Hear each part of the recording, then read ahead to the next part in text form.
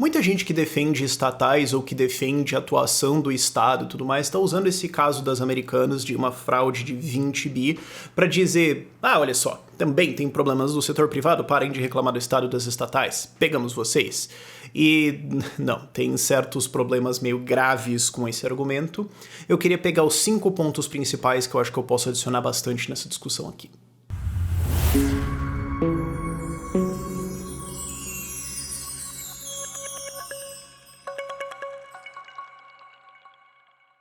E assim, sendo sincero, eu achei que seria um tanto desnecessário fazer esse vídeo, porque algumas coisas eu imaginei que pro meu público seriam óbvias, mas eu acho que tem bastante que eu posso adicionar à discussão por causa da experiência que a gente tem aqui no Ideias Radicais.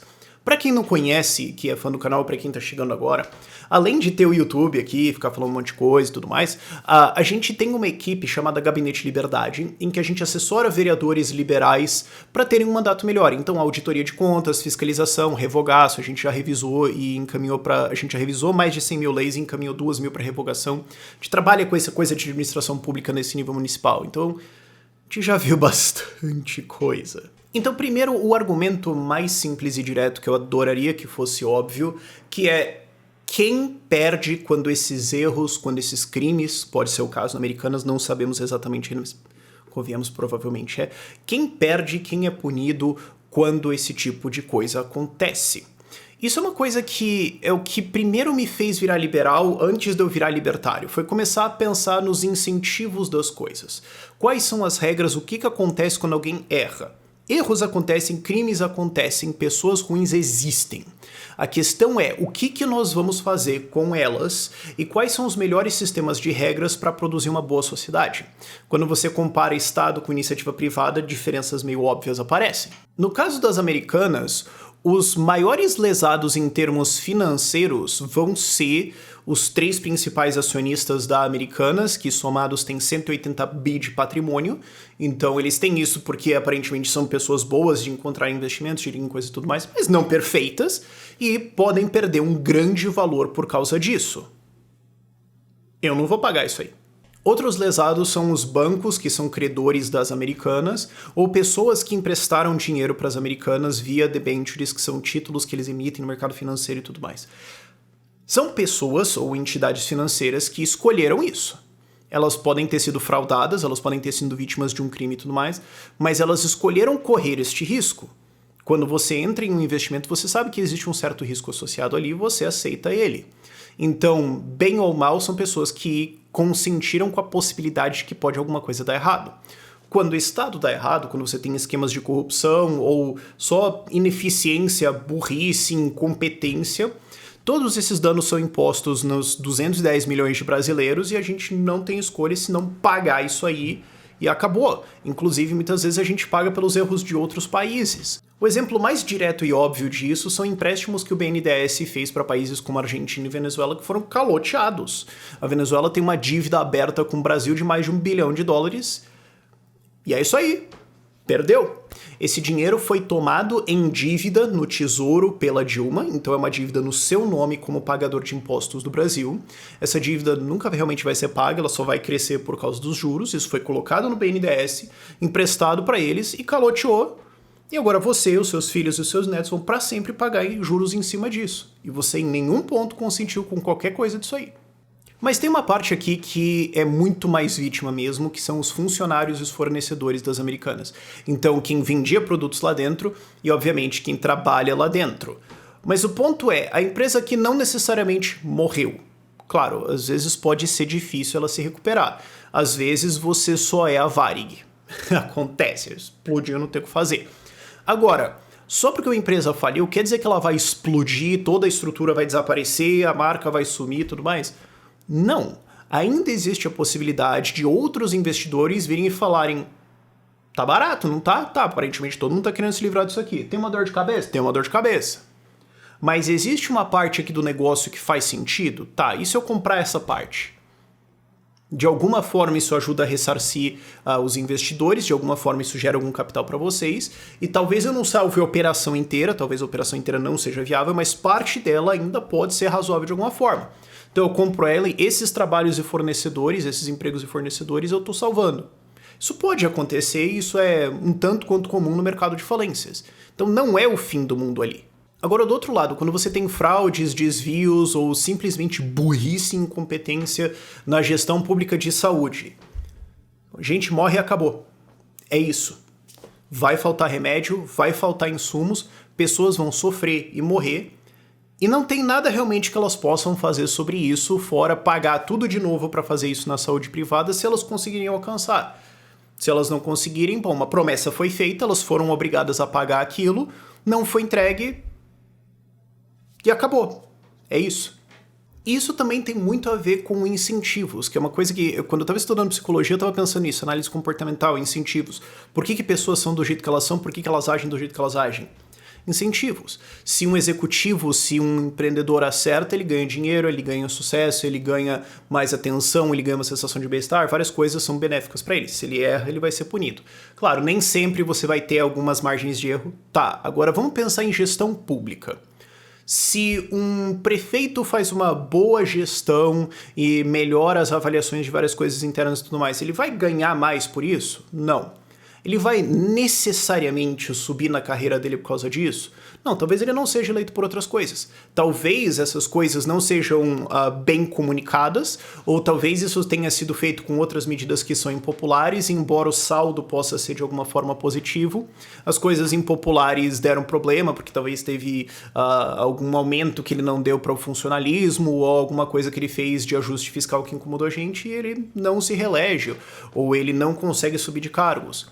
Ou vamos pensar inclusive legislativo, deputados estaduais, federais, vereadores. O que eles ganham se a cidade der um bom orçamento e crescer? Nada. Eles ganham uma dor de cabeça. O legislador é o cargo mais passeio da república. Ah, tem os senadores também, estava esquecendo disso.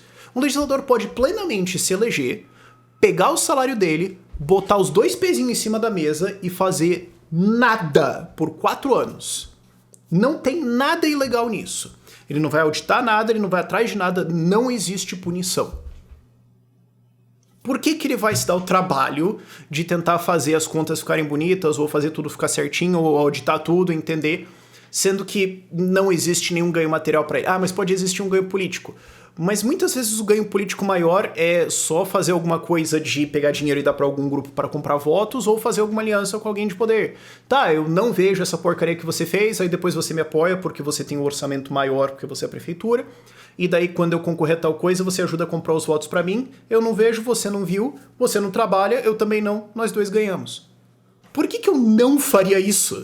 Qual é o incentivo aqui, sabe? Você pode ter um grande senso de moral e ética, você pode ser um libertário que odeia o Estado como um todo e quer reduzir isso tudo. Ok. Qual é a proporção de pessoas assim dentro do legislativo? Pois é. Segundo ponto, e eu acho que isso é muito importante no geral para a administração pública no mundo, mas no Brasil é ainda mais claro, velocidade da punição. Assim que a Americanas divulgou isso, em questão de uma semana, quase 90% do valor da empresa foi evaporado. Ela já está em recuperação judicial, quer dizer, vamos ver se aceitam ou não, enfim. Os sócios já perderam dinheiro, quem foi responsável por isso aqui já está sendo caçado, vai ser encontrado, vai ser uma auditoria longa, mas vai ser encontrado. O CEO já saiu, várias pessoas responsáveis já falaram, tô fora, coisa que você nunca vai ver na gestão pública. Você nunca vai ver um prefeito, um governador falando assim, gente, é o seguinte, deu ruim, eu me demito, eu reconheço que eu não deveria mais estar na administração disso aqui, vou passar para outro que...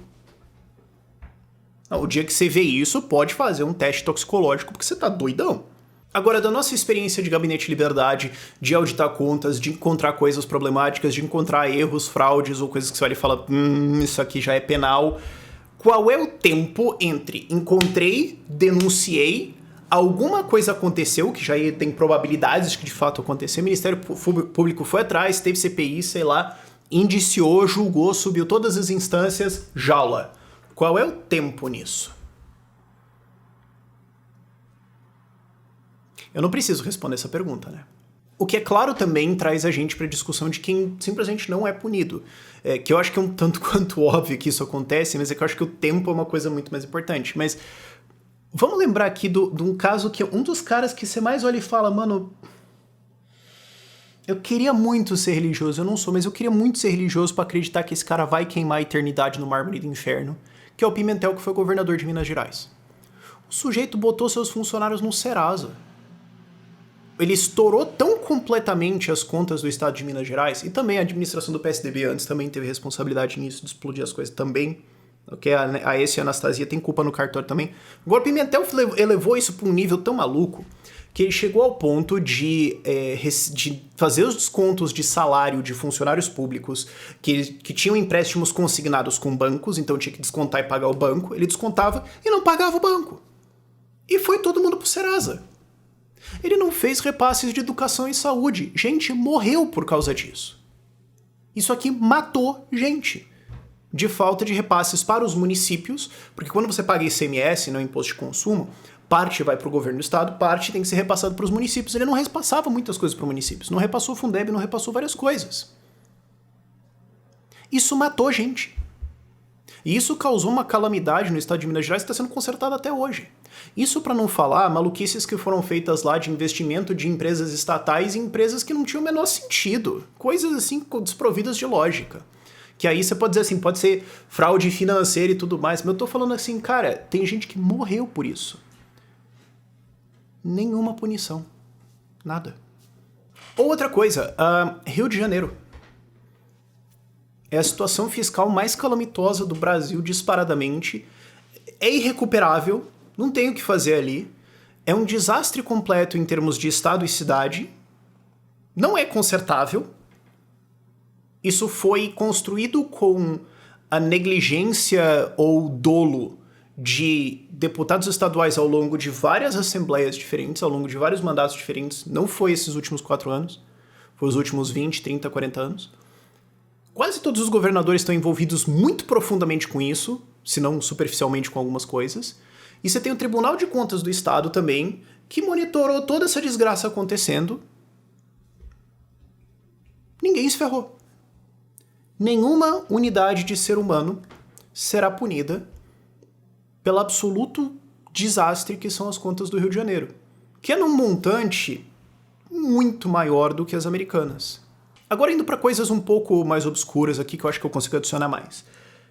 Muita gente não percebe isso, mas no caso das americanas, o Estado não é parte direta na ação. Você pode dizer que talvez porque existem dívidas com bancos estatais, a justiça é parte porque o Estado está interessado em receber. Tá, pouquinho, ok. Mas aí isso também é o argumento de se deveria ter bancos estatais emprestando para empresas privadas, porque esse tipo de coisa pode acontecer em um massivo conflito de interesses. O ponto é que quando você tem um problema no Estado, quando você tem um problema com políticos, seja com corrupção, crime mesmo, ou só burrice, incompetência, erro mesmo, que também é criminal e tudo mais, mas eu estou dizendo assim, não foi intencional, é só você um idiota, o Estado é parte. Eu acho que o jeito mais claro de você ver isso é uma disputa tributária. O Estado acha que eu deveria pagar 10 milhões de reais de imposto aqui da minha empresa. Eu acho que não, porque a interpretação da lei aqui do meu jurídico, do meu contábil, é que eu estava certo. E um juiz vai me julgar. O juiz é pago com dinheiro que eu pago de impostos. Então, ele é neutro nesse julgamento? Não, ele é parte. Ele está do lado recebedor. Se eu for condenado, o lado dele sai ganhando. Então, isso aqui é devido ao processo legal e um julgamento justo? Talvez o caso mais óbvio e direto disso, embora seja um pouco mais complexo e desconhecido para as pessoas, são os tribunais de contas do Estado. Eles são os tribunais que analisam as contas do governo do Estado e dos municípios dentro desse Estado. E ele tem conselheiros, que é quem manda lá em cima, você tem um grande corpo técnico, e quem manda lá em cima são conselheiros eleitos pela Câmara de Deputados Estaduais. E, via de regra, eles elegem deputados estaduais. Então, você tem muitas vezes pessoas que estão sentadas nos cargos de conselheiros que têm partido, que já foram deputado estadual, que já foram governador, que já foram alguma coisa, que estão no mesmo partido do cara que está sendo investigado, que estão no mesmo grupo político do cara que está sendo investigado. Isso é um julgamento neutro? Isso é uma análise neutra? Isso é um grupo imparcial nisso? Não. Então você vai ter devido processo legal e você vai ter uma investigação adequada nisso? Ah, por favor. E mesmo quando você tem, mas não é do grupo, tá, então é oposição. Então se eu sou oposição, eu também tenho um incentivo pra usar isso aqui pra de alguma forma atacar algum cara. Então eu posso aumentar alguma coisa, eu posso priorizar uma coisa que talvez não deveria ser prioridade. Pode ter escândalos aqui de dezenas de milhões de reais, tem aquele cara que teve uma resma de papel declarada errado. Vamos pegar ele. Por quê? Porque eu não gosto dele. Pau na cara dele. Vamos lá. Você não tem um julgamento simples e direto e honesto e sincero, onde quem está julgando é independente dos dois lados. Isso é um problema básico de Estado que não é solúvel, na verdade. Quarto ponto, a carreira dos envolvidos. Eu estava falando lá antes de punições, mas aqui eu estou falando de carreiras. As pessoas envolvidas com a fiscalização das americanas, as pessoas, então, das empresas que auditavam isso e tudo mais... Cara, a empresa de auditoria vai ter que responder algumas coisas. Ela vai tomar uma porrada na reputação dela. As pessoas dentro da empresa provavelmente vão tomar comida de orelha. Como que você não viu? O que aconteceu? Ou será que tu viu e fez um acordo com alguém? Elas vão ter consequências na carreira delas. E especialmente os gestores dessa empresa. Os gestores das americanas. Quem que estava em cima disso aqui? Quem que estava olhando? Quem que devia ter visto? Quem cometeu o crime? Quem que fez? A carreira dessas pessoas acabou. Profissionalmente, mesmo que você não tenha punições jurídicas em cima. E vai ter, mas meio que você diga assim, vai escapar um pessoal. Eles vão ser contratados para esse tipo de cargo em outras empresas de novo? Ou mesmo que as empresas queiram, eles vão ficar marcados no mercado. Isso é uma coisa que é legal de empresas estarem abertas, de serem públicas, de elas serem publicamente compradas e vendidas, né, a troca de ações. Se eu tenho uma outra empresa, se eu sou investidor nessa outra empresa, e eles contratam o cara que fazia a contabilidade da Americanas fez esse negócio aqui, eu já vou ligar e falar, você sabe que esse cara é ruim. Você sabe que alguma coisa passou. A questão é se ele é burro ou criminoso. E tu contratou ele aqui? É sério isso? Isso vai ter consequências na empresa. Isso vai ter consequências no valor das ações dela. Isso vai ter consequências enquanto ela paga de juros nos seus créditos. Então, existe um dano reputacional significativo nisso. O que acontece com as carreiras de legisladores que aprovam contas desse tipo ou que não encontram esses problemas, porque eles deveriam fiscalizar e não fiscalizam? Qual é a consequência para a carreira deles? Na verdade, eles podem ser beneficiados porque não vê e aprovar uma coisa que está errada, te ganha pontos políticos com quem errou e pode depois ser uma moeda de troca. Enquanto reprovar ela, se você conseguir fazer uma grande conscientização da população de que a aprovação de contas daquele cara é importante para a responsabilidade fiscal da cidade, e você já dormiu. Provavelmente, essa altura do argumento, eu não vou terminar ele. Se você conseguir explicar para as pessoas, pode ser bom eleitoralmente. Politicamente, provavelmente vai ter que andar com segurança, colete à prova de bala, ver se o teu seguro de vida tá em dia. E eu não tô falando isso de piada, eu tô falando isso de coisas que eu já vi acontecerem por esse tipo de coisa. Eu já vi vereadores que foram atrás de reprovar contas de prefeitos e tomaram ameaça de morte e tiveram que ter acompanhamento de segurança depois disso. É normal. Fora o fato de que você explodir as contas, fazer um monte de populismo, deixar uma puta dívida, fraudar tudo, pode ser muito politicamente bom pra você em termos eleitorais, porque até as pessoas entenderem isso, ou especialmente se elas não entenderem porque você conseguiu comprar o legislativo para aprovar isso, então tudo bem, tá aprovado, você consegue fazer esse rombo todo, comprar um monte de votos, fazer um monte de coisas bonitas, se reeleger, ou se eleger para um cargo superior e ganhar com isso, e depois você vai, depois alguém vai, sei lá, mano. Já vamos falar de um caso desses. E uma coisa também que é importante de pensar assim, de coisas de carreira, de coisas de seu futuro profissional, caso você faça isso, é que existe um incentivo para legisladores para não detectar as coisas, não ir atrás, não investigar e não condenar, que é o seguinte: um dia pode ser eu, um dia pode ser o meu aliado. Então assim, eu sou do partido genérico A e o prefeito do partido genérico B entregou as contas tudo errado, tem um puta rombo desgraçado aqui, vai dar uma dívida, tem crime aqui e tudo mais. Mas pera, se a gente fiscalizar e tal e votar e reprovar as contas, portanto, causando consequências legais graves para esse prefeito, que podem incluir ele ser empichado e suspensão de direitos políticos, então ele não pode concorrer a outras coisas, coisa que a gente já conseguiu fazer no Gabinete de Liberdade em Lavras, por exemplo. A gente participou do processo, junto com a vereadora Carol Coelho lá de Lavras, a gente conseguiu participar do processo para reprovação de contas de um prefeito que muito tempo atrás explodiu todas as contas, o cara perdeu os direitos políticos, ia concorrer, não pôde mais. Se eu, como vereador do partido A, faço isso contra o vereador do partido B, pode ser que um dia eu sou o prefeito. Pode ser um dia que o meu colega ou alguém do meu partido é o prefeito. E ele faz isso. E eu acabei de criar o costume, a jurisprudência, a tradição institucional de aqui se faz, aqui se pune. Mas um dia pode ser eu punido. Então é melhor para minha carreira, para minha segurança e para o meu grupo político eu não ver nada, porque quando for eu ou o meu grupo político lá, eu posso ligar para os outros e falar, ó, gente, daquela vez eu não vi nada. Vocês podem não ver nada dessa vez agora? Vai que o jogo vira daqui uns anos e, né, vamos fazer um acordo de cavalheiros aqui. Muito mais cômodo. E por último, o quinto argumento, e é um que eu não vi sendo feito, é o quão comum é isso. O escândalo das Americanas é histórico. 20 bi para uma empresa que valia 11 é... Os caras entraram para os livros de história pela porta dos fundos aqui. Ok, beleza. O quão comum é isso? Desse porte, esse caso. Aí você pode falar assim, mas Ike Batista. Não conta, né? Ike Batista não era exatamente um empreendedor do livre mercado, Desculpa, não. Empresas que não estavam ligadas com Lava Jato, com corrupção, etc., que fizeram isso internamente. Quantas que tem? Tem alguns casos de porte muito menor que isso em termos nominais, em termos de porcentagem de valor da empresa. Mas são quantos? Você tem quase 500 empresas listadas na bolsa. Eu perguntei sobre isso pra gente que acompanha mercados e tudo mais, e eu consegui mais ou menos 10 casos. Vamos ser muito caridoso aí, 20 que você tem alguma materialidade relevante nisso aqui. 20 de 500, então, se for 10, 20, 2 a 4% das empresas. Mas Rafael, tem as que não foram pegas ainda. Tá bom, tudo bem. Quanto que isso dá? 10%? É um pouco forçado, talvez. Mas é uma porcentagem extremamente alta? Não. Agora vamos ver o quão comum esse tipo de coisa é dentro do setor público.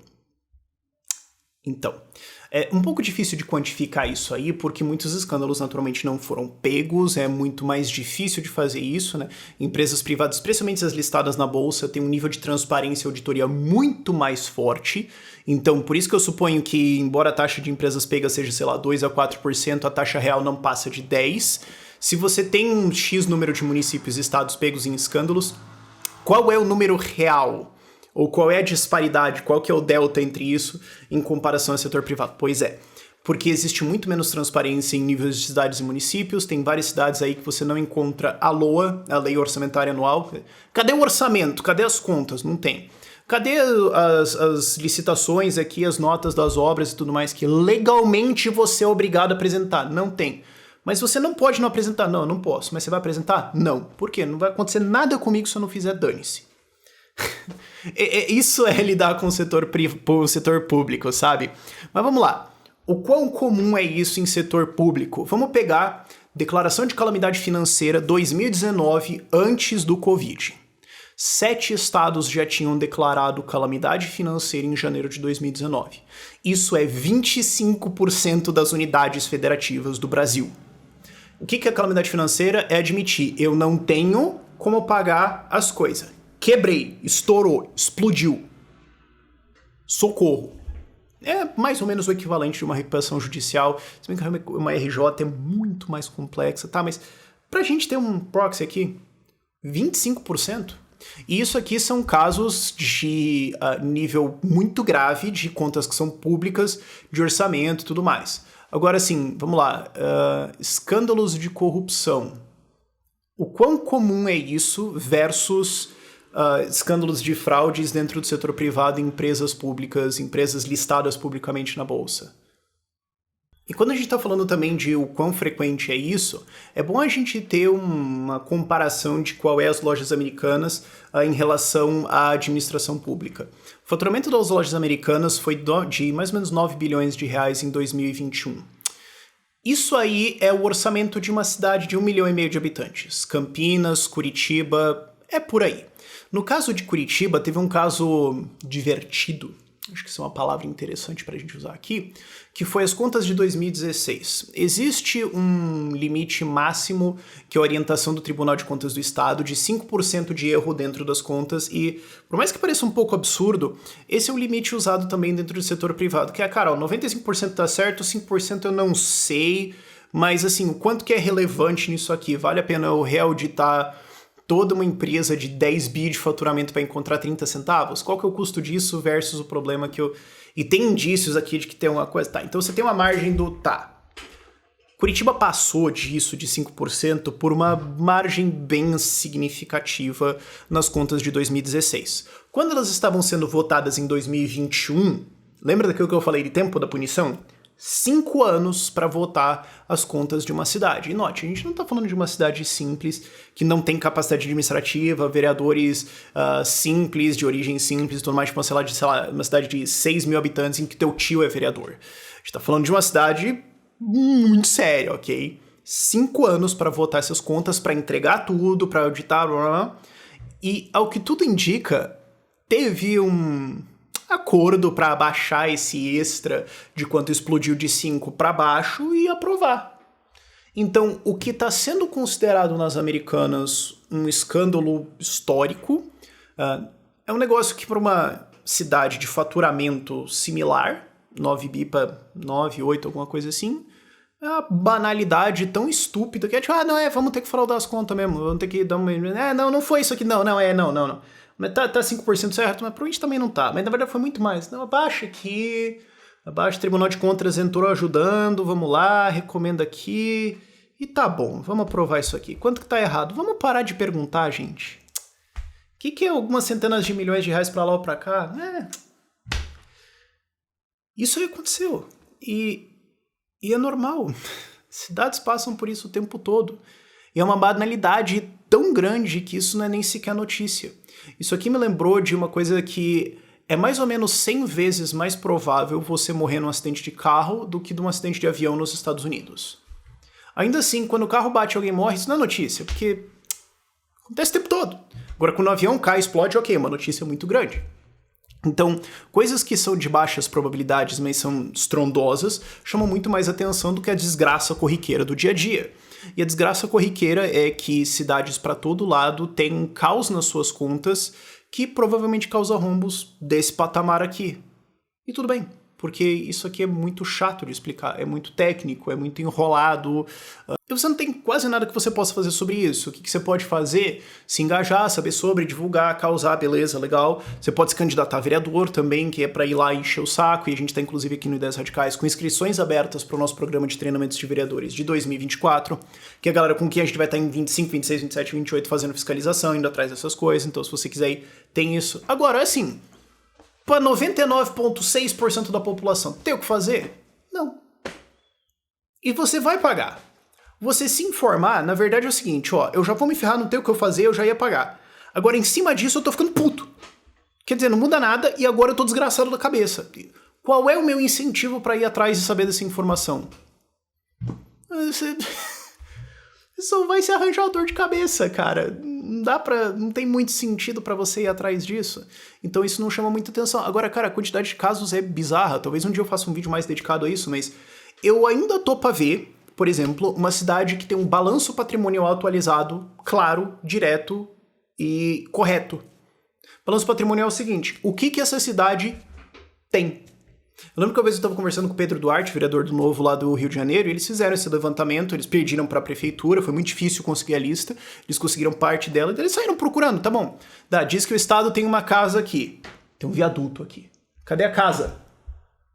Gente, vocês perderam uma casa!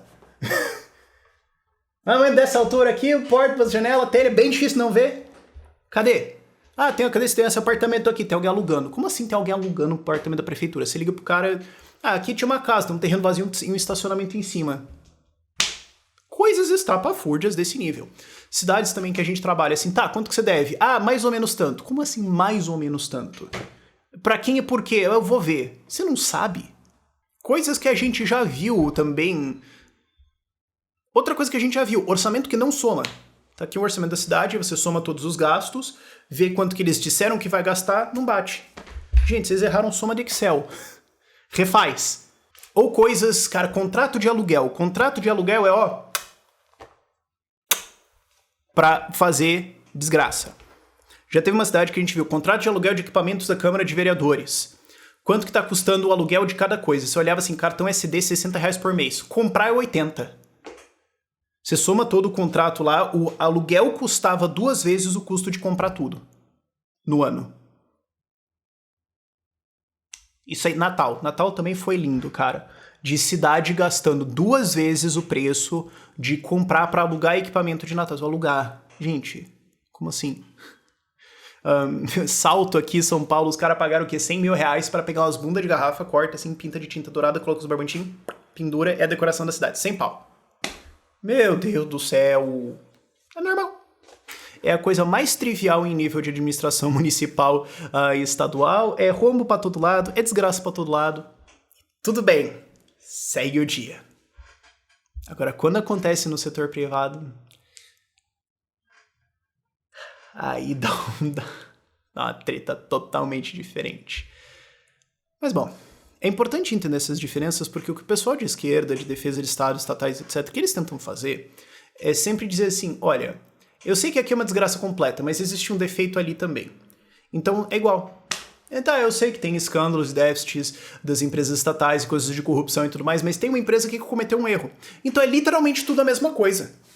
O PT faz isso durante as eleições. Quando você acusa o PT de corrupto, ele não tenta se defender, ele tenta encontrar algum erro em você e apontar isso também. O que eles tentam fazer, tá bom, beleza, a gente fez mensalão, petrolão, tal, financiou ditadura, tal, explodiu o país, crise econômica e tudo mais. Mas ele desviou uma resma de papel, ele também tem não sei o quê, ele também tem não sei o quê. Então aqui todo mundo é corrupto igual. Não tem diferença aqui, então eu vou ajudar os pobres e tudo mais, acabou. Vamos tentar equalizar o campo, dizendo que ninguém presta pra nada em termos morais, então vamos ver quem mais rouba que faz. É basicamente boa parte do argumento eleitoral deles ali, e é o que eles estão tentando fazer com o caso das americanas agora, para tentar de alguma forma encontrar algum argumento para se defender. E cola. Fazer o quê? Mas eu espero que esse vídeo tenha ajudado. Eu tô gostando agora de fazer esses vídeos mais longos, um pouco mais técnicos, falando português um pouco melhor, fazendo um esforço maior assim, porque eu acho que esses são os vídeos que ficam mais para longo prazo. Eu gostei muito de fazer aquele de Por que a democracia falhou no Brasil, ou que saiu ontem, que é a fraude do PIB na China, em outras ditaduras e tudo mais. Eu quero fazer mais esse tipo de vídeo. Queria saber o que vocês estão achando disso, deixa nos comentários, porque se você viu esse vídeo até agora, claramente você curte o canal muito, então a sua opinião vale bastante. Por esse vídeo é isso. Tchau, tchau.